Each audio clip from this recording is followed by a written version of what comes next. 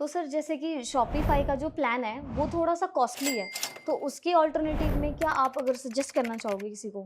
Shopify का plan costly है, अब ये डिपेंड करता है आप किससे कंपेयर कर रहे हो, ठीक है?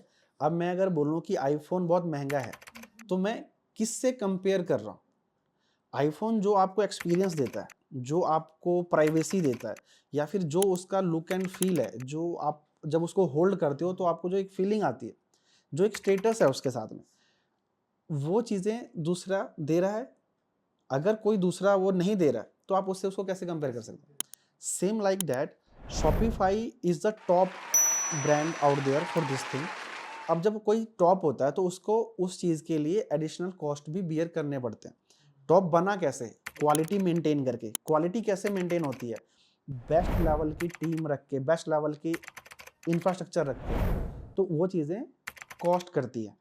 तो अगर आप अच्छी चीज़ लेने जाते हो तो थोड़ा-सा आपको एक्स्ट्रा प्राइस पे करना पड़ता है। किसी भी चीज़ मार्केट में आप जाते हो, आप एक शर्ट आपको 500 में मिल सकती है और एक शर्ट आपको 2000 में मिलती है। तो हम ये नहीं कह सकते कि जो 2000 की शर्ट मिल रही है वो हमें लूट रहे हैं। उसमें अलग चीज़ है, उसकी क्वालिटी है या उसकी एक ब्रांड वैल्यू है। तो this is like that. Shopify पे सिर्फ प्रोडक्ट्स बेच सकते हैं या सर्विसेज भी? जैसे मैं बुक्स लिखता हूँ, हुँ, तो मैं अपनी बुक्स शॉपिफ़ाई के थ्रू तो बेच ही सकता हूँ, ये कंफर्म हो गया। हुँ। अब मान लो मुझे कोर्सेज़ बेचने हैं या कुछ सिखाने को कुछ भी बेचना है, तो वो शॉपिफ़ाई कर देते हैं सर्विसेज में? बिल्कुल, शॉपिफ़ाई के लिए चाहे आप कोर्स बेच रहे हो, चाहे आप बुक बेच रहे हो, चाहे आप फ़ोन केसेस बेच रहे हो, उसके लिए वो एक प्रोडक्ट है। वो सिर्फ़ आपके लिए एक स्टोर फ्रंट बनाता है। कोई पर्सन आया जिसने क्लिक किया और आपका कोर्स वहाँ पे दिखाई दे रहा है। अब उसको वो ऐड टू कार्ट करेगा, उसकी पेमेंट करेगा। अब आपने इसमें बस इस वाले मामले में आपने उसको प्रोडक्ट फ़िज़िकली नहीं भेजना, आप मेल में भेज रहे हो या फिर जैसे भी आप भेज रहे हो वैसे भेजते हो। तो शॉपिफ़ाई सिर्फ़ एक फैसिलिटेटर है, जिसके लिए कोई कंसर्न नहीं है कि आप कोर्स बेचना चाहते हो या बुक्स बेचना चाहते हो या कुछ भी बेचना चाहते हो। सर रिसेंटली मेरे साथ एक फ्रॉड हुआ। वेबसाइट का नाम था पिक माई आउटफिट्स, तो वो शॉपिफ़ाई पे रजिस्टर था। मैंने मंगाया था एक कॉर्ड सेट था कोई, वो उसने दिखाया इंस्टाग्राम पे वही दिखा। मैंने मंगा लिया, ऑर्डर कर लिया, बट अब मुझे क्या मिला वहाँ पे 4 टी-शर्ट्स, वो कॉर्ड सेट तो आया नहीं। उसके बदले 4 टी-शर्ट चलो दया करके उसने मेरे को भेज ही दी, ठीक है? तो हाँ, वो हो गया स्कैम अब।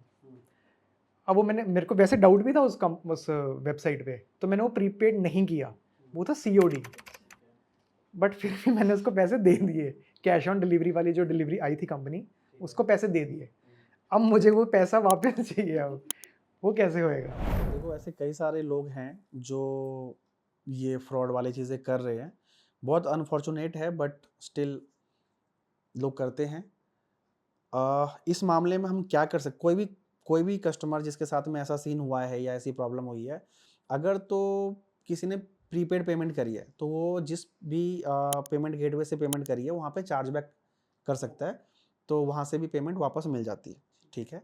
बट वो एक टाइम फ्रेम के अंडर करना होता है। ऐसा नहीं कि आपने आज ऑर्डर प्लेस किया और 3 महीने बाद आप चार्जबैक करने जा रहे हो, तो वैसा नहीं होता। वो आपको टाइमली करना है। ये हर पेमेंट का अलग टाइम फ्रेम है कि इतने टाइम में करो या कुछ भी? मतलब नॉर्मली सबका अपने-अपने गाइडलाइंस हैं, बट अगर आप ऑर्डर प्लेस करने के जैसे ही आपको ऑर्डर डिलीवरी मिली है तब आप कर देते हो, तो that will be the best, okay? अब अगर आपका मान लेते हैं कि प्रीपेड नहीं है, सेकंड कैश ऑन डिलीवरी जैसे आपने ऑर्डर प्लेस किया, तो इस वाले मामले में आप साइट के ऊपर अगर एड्रेस, कॉन्टैक्ट डिटेल्स दी हैं तब तो आप वहाँ पे ऑब्वियसली कॉन्टैक्ट करोगे, बट जो नॉर्मली फ्रॉड करने वाले या ऐसे स्कैम करने वाले लोग होते हैं, वो ऑब्वियसली वो ना अपना कुछ भी डिटेल नहीं डालते।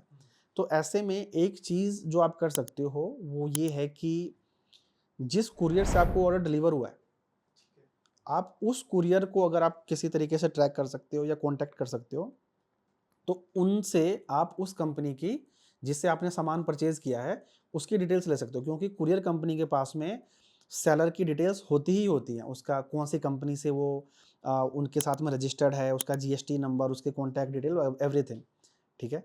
तो इस तरीके से आप कंपनी की डिटेल्स निकाल सकते हो और उसके बाद में आप उनसे कॉन्टैक्ट करने की कोशिश कर सकते हो। अगर कॉन्टैक्ट फिर भी कोई अगर आपकी सुनवाई नहीं होती, तो आप जो कंज़्यूमर फ़ोरम्स हैं या फिर जागो ग्राहक जागो वाले जो गवर्नमेंट के इनिशिएटिव्स हैं, उसमें जाकर अपनी कंप्लेंट डाल सकते हो और वहाँ से एक्चुअल में एक्शन लिए जाते हैं। बहुत सारे ऐसे ई-कॉमर्स ब्रांड हैं, जो ऐसे फ्रॉड करते हैं, जिनको शट डाउन भी कर दिया गया इनके थ्रू। तो ये कुछ चीज़ें हैं जो की जा सकती है इस वाले मामले में। रेमिटेंसेज होता है ना, जैसे मान लो उस डिलीवरी पार्टनर ने मुझसे पैसे ले गया वो, क्योंकि कैश ऑन डिलीवरी था। अब उसको पैसा उसको तो देना ही पड़ेगा, पिक माई आउटफिट किसी अकाउंट में तो जाएगा ही। तो जो डिलीवरी पार्टनर है वो पैसे रोक नहीं सकता, अगर मान लो मैं उसको बोल दूँ भाई ये तो फ्रॉड था, अच्छा उसको देगा ही डिलीवरी देगा। पार्टनर ने जैसे ही आपको ऑर्डर डिलीवर कर दिया और आप वो पहले पेमेंट लेके ही डिलीवर करेगा, और बिना पेमेंट लिए आपको डिलीवर नहीं करेगा।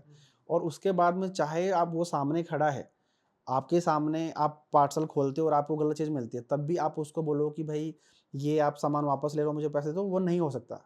क्योंकि कुरियर का टाई अप्स काम ही ऐसे करता है कि एक बार ऑर्डर आपको हैंड ओवर हो गया, फिर चाहे उसमें कुछ भी है, वो आपको पैसे वापस नहीं दे सकता। फिर उसका अलग रूट वो होता है कि आप कंपनी से बात करो, रिफंड अप्लाई करो वगैरह वगैरह।